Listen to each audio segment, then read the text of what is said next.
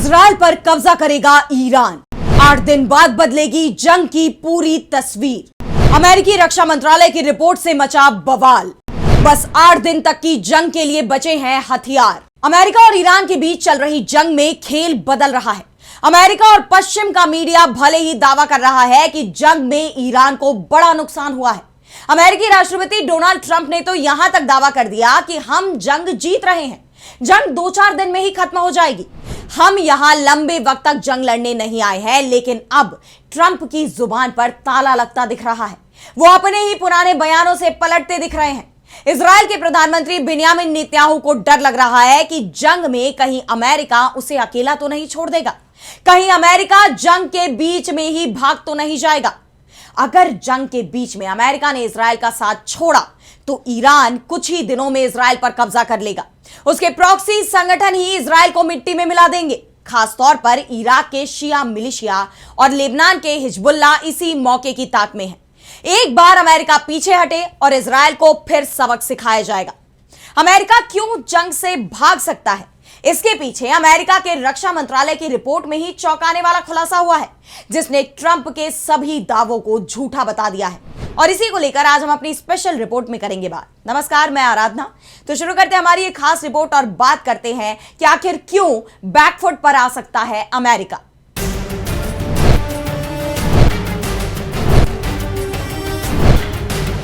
तो अमेरिका और इजराइल के बीच जंग को अभी 6 दिन ही हुए हैं और 6 दिन में ही अमेरिका बैकफुट पर आ गया है। पेंटागन की तरफ से चेतावनी दी गई है कि आगे हालात और बिगड़ने वाले हैं। अमेरिका पूरी तरह से ईरान के ट्रैप में फंस सकता है। एक तरफ ईरान का कहना है कि उसने अपने सबसे घातक हथियारों का अभी इस्तेमाल करना भी शुरू नहीं किया है, वहीं अमेरिका के हथियार तेजी से खत्म हो रहे हैं। यह बात तो आप सभी को पता है कि 28 फरवरी को अमेरिका और इजराइल ने ईरान पर हमला बोल दिया था। इस हमले में ईरान के supreme leader Ayatollah Ali Khamenei सहित ईरान के कई बड़े सैन्य अधिकारियों की जान चली गई थी और इसके साथ ही मिडिल ईस्ट में भीषण जंग शुरू हो गई। जंग से ठीक पहले डोनाल्ड ट्रंप का एक बयान भी सामने आया था, जिसमें उन्होंने कहा था कि वो ईरान के साथ परमाणु वार्ता की प्रगति से संतुष्ट नहीं है और उसके 3 घंटे बाद ही ट्रंप ने हमले के आदेश दे दिए थे। इस बीच खबर यह भी सामने आ रही है कि जंग शुरू होने से पहले अमेरिका के रक्षा मंत्रालय की तरफ से ट्रंप को साफ साफ कह दिया गया था कि अगर यह जंग 2 सप्ताह से ज्यादा चली तो फिर यह अमेरिका पर ही भारी पड़ जाएगी। पेंटागन की तरफ से राष्ट्रपति को चेतावनी दी गई थी कि लंबी जंग अमेरिका पर ही भारी पड़ सकती है। ऐसे में गोला बारूद भंडार की भरपाई के लिए भारी लागत जैसे कई जोखिम शामिल हो सकते हैं। इसके बाद भी जंग के 4थे दिन अमेरिकी राष्ट्रपति ने ट्रूथ सोशल पर पोस्ट करते हुए दावा किया कि अमेरिका के पास इतना हथियार है कि वो हमेशा युद्ध लड़ते रह सकता है। उन्होंने दावा किया था कि मध्यम और उच्च मध्यम श्रेणी के अमेरिकी गोला बारूद भंडार पहले कभी इतने उच्च या इतने बेहतर नहीं रहे हैं जैसा कि मुझे आज बताया गया। हमारे पास इन हथियारों की लगभग असीमित आपूर्ति है। इनका इस्तेमाल करके युद्ध हमेशा और बहुत सफलतापूर्वक लड़ा जा सकता है। वैसे ट्रंप ने यह भी दावा किया था कि अमेरिका हमेशा जंग नहीं लड़ता रहेगा, 4 या 5 सप्ताह में जंग खत्म हो जाएगी। लेकिन सवाल यह उठ रहे हैं कि क्या 4 या 5 सप्ताह तक जंग लड़ने के लिए अमेरिका के पास हथियार भी बचेंगे?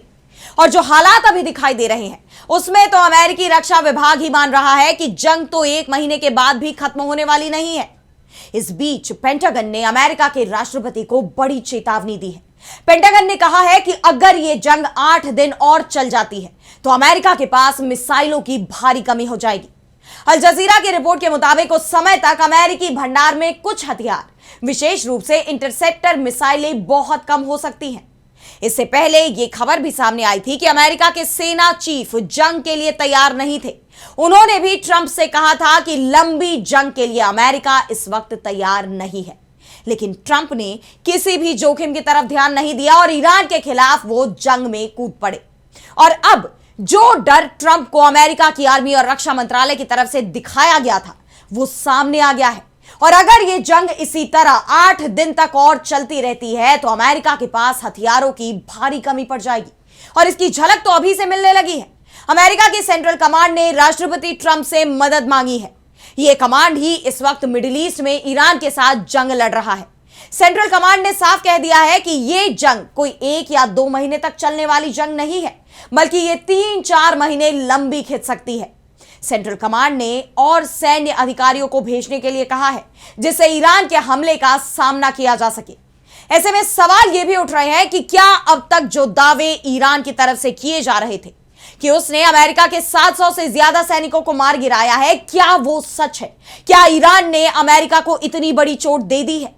अमेरिका के पास जंग लड़ रहे सैनिकों की कमी हो गई है, उसके कई अधिकारी भी मारे गए हैं, जिसके चलते और सैन्य अधिकारियों को भेजने की मांग की गई है। ऐसे में सवाल यह भी उठ रहे हैं कि क्या अमेरिका अब इस जंग से पीछे हट जाएगा, क्योंकि ट्रंप पर जंग से पीछे हटने का दबाव भी बन रहा है। अमेरिका के राष्ट्रपति भले ही दावा कर रहे हो कि वो 4-5 सप्ताह तक जंग लड़ने के लिए तैयार है, लेकिन जिस तरह से अमेरिका के पास हथियारों की तेजी से कमी होती जा रही है, उसके बाद सवाल ये उठ रहे हैं कि क्या अमेरिका 8 दिन से ज्यादा ये जंग लड़ पाएगा, क्योंकि 8 दिन बाद उसके पास हथियार ही खत्म हो जाएंगे। और ये दावे ईरान की तरफ से नहीं किए जा रहे, बल्कि खुद अमेरिकी रक्षा विभाग यानी पेंटागन की तरफ से हो रहे हैं। और यह बात जंग के पहले दिन से ही साफ हो गई है। ईरान की रणनीति भी वैसी ही है जिसका डर पेंटागन को लग रहा था।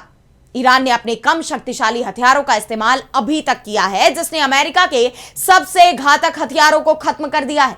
और जब 8 दिन बाद अमेरिका के पास घातक हथियार पूरी तरह खत्म हो जाएंगे, खासतौर पर उसके इंटरसेप्टर, तो फिर ईरान के हमले वो कैसे रोक पाएगा? और ईरान ने तो साफ कह दिया है कि वो अब अपनी घातक मिसाइलें निकालने वाला है।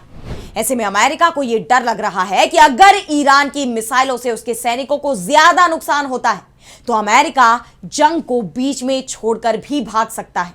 यानी इजराइल को फिर ईरान से अकेले ही जंग लड़नी पड़ सकती है।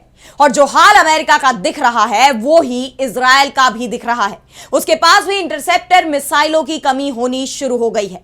उसके पास भी ज्यादा लंबे समय तक जंग लड़ने की ताकत नहीं बची है। ऐसे में अब ईरान इंतजार कर रहा है कि दुश्मन कमजोर पड़े और वो अपने हमले और तेज कर दे।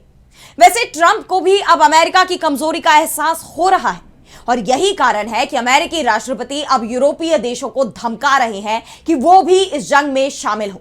लेकिन ब्रिटेन, फ्रांस, जर्मनी और स्पेन ने साफ कह दिया है कि दूसरे की जंग हम नहीं लड़ेंगे। ये जंग अमेरिका ने खुद शुरू की है, और वो भी इजराइल के कहने पर। इस जंग का नेटो से कोई लेना देना नहीं है, इसलिए यूरोप ने जंग से दूरी बना ली है, जिसके चलते ट्रंप की बौखलाहट बढ़ती ही जा रही है, क्योंकि उन्हें भी अब अपनी हार साफ साफ दिख रही है।